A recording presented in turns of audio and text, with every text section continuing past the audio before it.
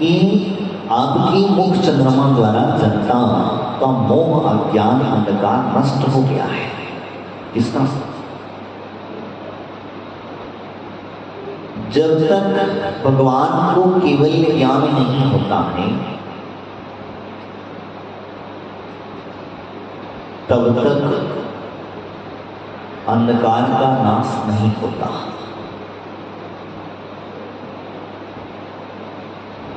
जितनी भी मिथ्यामती हैं, मिथ्यालंबी हैं, मिथ्या धर्म का प्रचार प्रसार बढ़ाते हैं, वो जब तक ही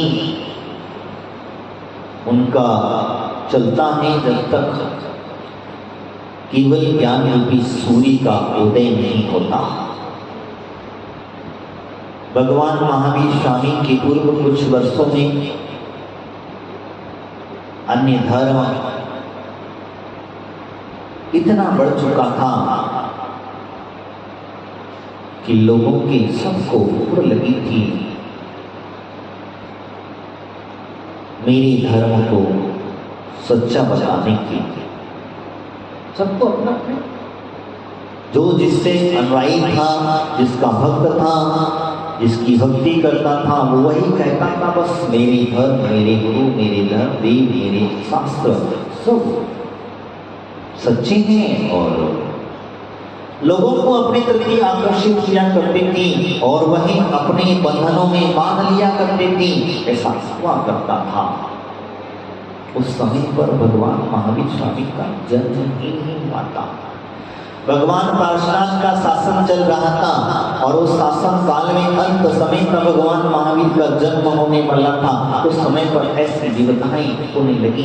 अब ऐसा लगने लगा कि जिन धर्म का सूर्य कोई तो उदय हो, इधर से तो उदय हो तो कम से कम वास्तविक का जिन धर्म क्या है लोगों को समझा सके।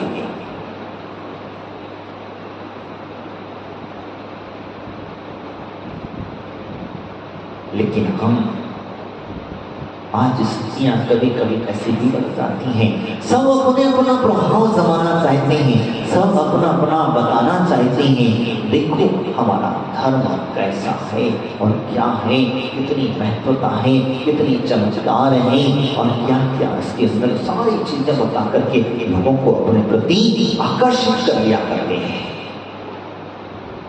लेकिन जिनेंद्र भगवान एक ऐसे तीर्थंकर प्रभु हैं हमारे, वो कभी किसी को आकर्षित नहीं करते, वो कभी किसी को अपने बारे में नहीं बताते। बताओ कभी कहा उन्होंने तो सत्य को बात को कहा, जो सत्य है उसे समझाने की कोशिश की। जो सत्य को स्वीकार कर लेता है उसे संबित दर्शन हो जाता है।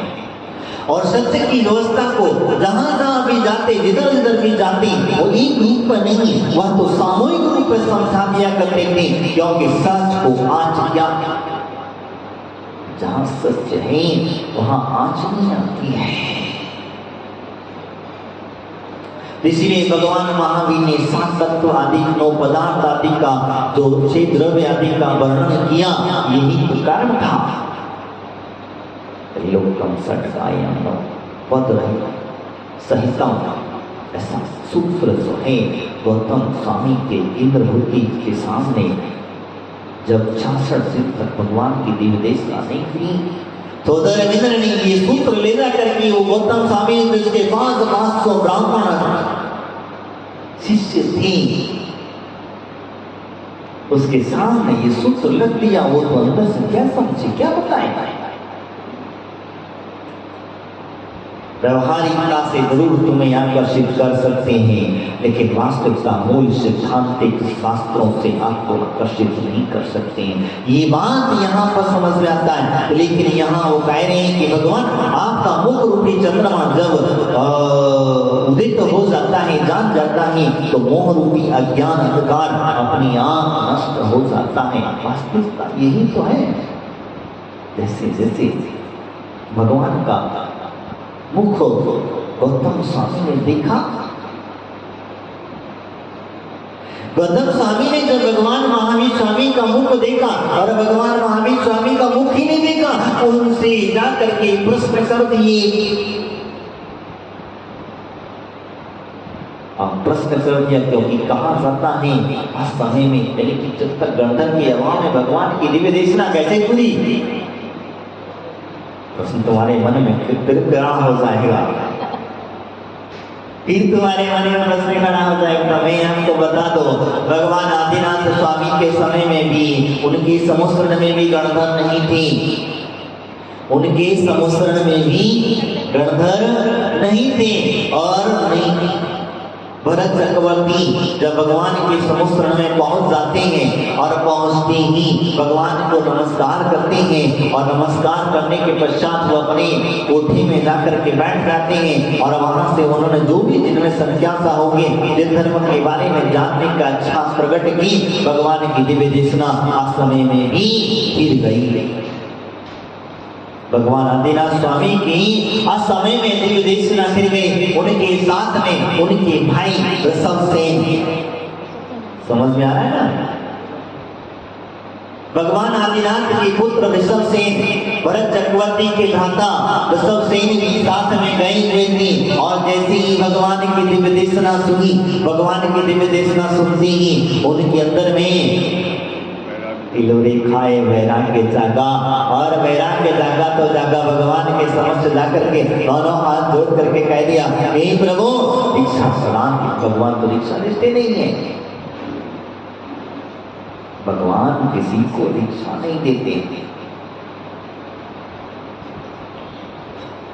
तो उनके सामने उन्हें दीक्षा ग्रहण करने के भाव प्रकट किए, और उन्हें एवं अस्तु यानी तथास्तु आप दीक्षा ग्रहण कर सकते हो। और जैसे ही भगवान के समक्ष वो अपने पंचमुखी आदि केश आदि करके वस्त्र आदि का त्याग करके और बैठ जाते, और कितनी विशुद्धि बढ़ जाती है कि उन्हें विद्या भी प्राप्त हो जाती। जो 7 विद्या हमारे ज्ञान की महत्वता को प्रकट करने के लिए कहीं नहीं है, वो रिद्धियां प्रकट हो जाती हैं, और वो रिद्धियों के प्रभाव से धीरे धीरे करके और विशुद्धि बढ़ जाती है। और कहते हैं कि भगवान आदिनाथ स्वामी के प्रथम गणधर के रूप में वह उस पीठ पर जाकर के बैठ जाते हैं।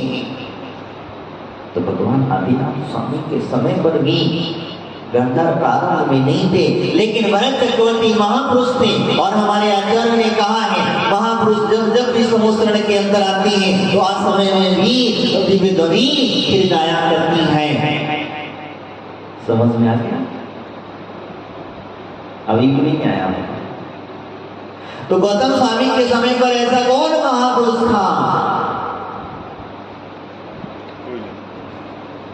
क्यों भैया? गौतम स्वामी के समय पर कौन महापुरुष था? बताओ, कौन महापुरुष था? बताओ, कौन था? राजा श्रेणिक। क्या महापुरुषता थी? क्योंकि वो आने वाले तीर्थंकर प्रकृति का बंद करके तीर्थंकर बनने वाले थे। वो भी वहां पहुंच गए, और पहुंचने की वजह से वहां पर सबसे ज्यादा प्रश्न उत्तर जो किए हैं, किसने किए? राजा सैनिक ने। और आज वर्तमान में हमें जो ज्ञान उपलब्ध है वो राजा सैनिक ने पूछे गए प्रश्नों का ही आंसर है। थोड़ा वो जो उपलब्ध हमारे पास में प्रथम आदियोग गांधी का जो प्रकरण है, तो उसके बारे में जो कहा है, तो भगवान महावीर स्वामी ने जो कहा था वही उन्होंने बताया। उनकी विशुद्धि बढ़ती चली गई, इसीलिए वो पूछते चले गए। क्योंकि हमारे तीर्थंकर मुनिराज जो होते हैं, तीर्थंकर भगवान जो होते हैं, वो तीर्थंकर भगवान पूर्व के अंदर में मुनि व्रत आदि को धारण करते हैं और वो ज्ञान को अर्जन करते हैं। कौन सा कितना ज्ञान इकट्ठा कर लेते हैं? कहते 11 अंग 14 पूर्व का ज्ञान इकट्ठा कर लेते हैं। 11 अंग 14 पूर्व का ज्ञान उनको हो जाता है। तत्पश्चात वह 16 कारण आदि भावनाओं को भाते हैं, और उस भावनाओं के प्रभाव से तीर्थंकर प्रकृति का बंध कर लेते हैं। अनंत भक्ति, सिद्ध भक्ति, आचार्य बहुश्रुत भक्ति, आचार्य भक्ति, प्रवचन भक्ति, वात्सल्य भावना आदि जो है, ये तो इस प्रकार से भावनाएं भाते चले जाते हैं, और जब भाते चले जाते हैं तो उनकी विशुद्धियां इतनी बढ़ती चले जाती हैं, परिणाम इतने शुद्ध होते चले जाते हैं, तो कहते हैं उन्होंने तीर्थंकर प्रकृति तक का बंद कर लेते हैं। इसलिए हम लोग ज्यादा लालची हैं, या करें हम लोग क्या करते हैं, 16 कारण भावना पढ़ते हैं, लालची कहें महाराज कहते घर में रह कर तीर्थंकर प्रकृति का बंद हो जाए, कम से कम हमें तपस्या ना करना पड़े, जंगल में ना जाना पड़े, हमें व्रत नियम ना लेना पड़े, इसीलिए हम भावना बांटे कि हमें भी उस तीर्थंकर प्रकृति का बंद हो जाए, इसलिए हम 16 कारण भावना लेते हैं। लेकिन वो भावनाओं में इतनी विशुद्धि नहीं है, आपके परिणामों में उतनी विशुद्धि नहीं है, क्योंकि आप भावना पढ़ते जरूर हो, लेकिन पढ़ करके पढ़ते समय हमारा मन कहीं और होता है, शरीर कहीं और होता है, दिमाग में कुछ और चल रहा होता है, तो कुछ न कुछ हमारे अंदर में आकुलता व्याकुलता आदि चलते रहती हैं। तो इसी वजह से हमारे अंदर एकाग्रता नहीं आती, और जब तक एकाग्रता नहीं आएगी तब तक दर्शन विशुद्धि आदि कोई भावनाएं नहीं, उन भावनाएं हम कितनी भी पढ़ते रहें, लेकिन तीर्थंकर प्रकृति का बंध नहीं करा पाएंगे। उसके लिए निर्विकल्प होना पड़ता है, और निर्विकल्प पूर्वक सद्भावना पाई जाती है, तो वही उनका मोह अति प्रिय पर जो कह रहे हैं वह भगवान आपका मुख चंद्रमा द्वारा जब जनता का ब्रह्म भंग अज्ञान अंधकार नष्ट हो गया, तो दिन में सूर्य और रात्रि में चंद्रमा की आवश्यकता ही क्या है, इतना भगवान का ज्ञान। यहाँ पर जो लगाना केवल ज्ञान, कौन सा केवल ज्ञान लगाना, सामान्य ज्ञान नहीं लगाना, मति सोचवती मना पर्याय ज्ञान मत लगाना, यहाँ लगेगा केवल ज्ञान। तो केवल ज्ञान की जो चंद्रमा वही मुख चंद्र ही, उन्हें देख करके हमारे अज्ञान रूपी अंधकार अपने आप हट जाता है। तो आप समझने लगाते हो, समुद्र में पहुंचते पहुंचते 40,000 सीढ़ियां, 20,000 ऐसी बता बुढ़ापे तो हमारे गई आदतें खो गई, हमने का गलत तो नहीं बोल रहे।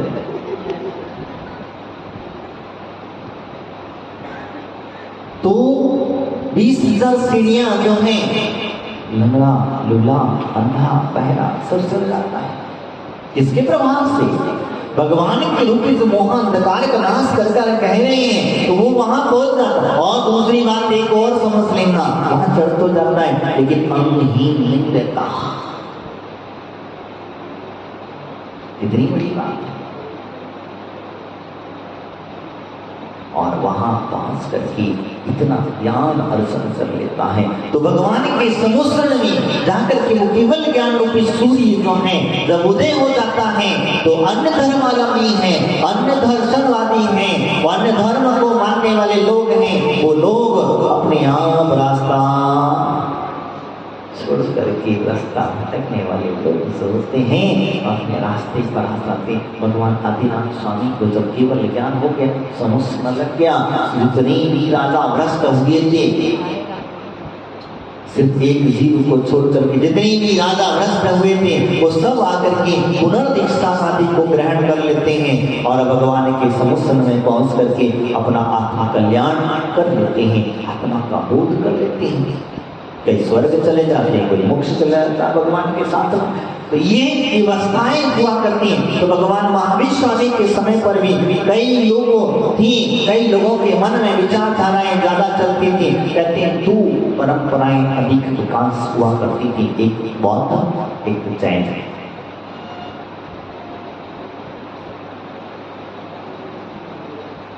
इसके और भी कई मतांतर थे, मतांतरों के लिए सबको अपना अपना संबोधन दिया करते थे। कहते गौतम बुद्ध जो हैं, जब उस समय पर कुछ समय उनके ग्रंथ के अंदर संस्मरण मैंने कुछ समय पहले सुना था, पढ़ा, उसको पढ़ा कर कहते हैं वो लोग उसको पढ़ते सुन रहे थे, तो उसमें उन्होंने स्पष्ट वर्णन किया है कि जो ज्ञान भगवान महावीर स्वामी को हुआ है वो ज्ञान संसार में किसी जीव के पास नहीं है।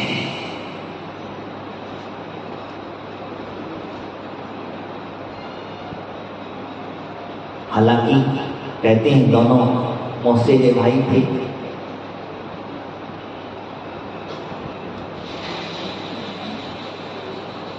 दोनों मौसेरे भाई थे, होने के लिए दोनों मौसेरे भाई थे, लेकिन वास्तविक स्थिति देखिए, एक मिथ्यात्व की ओर बढ़ता है और एक समित्व की ओर बढ़ता है, एक मोक्ष मार्ग की ओर बढ़ता है, दूसरा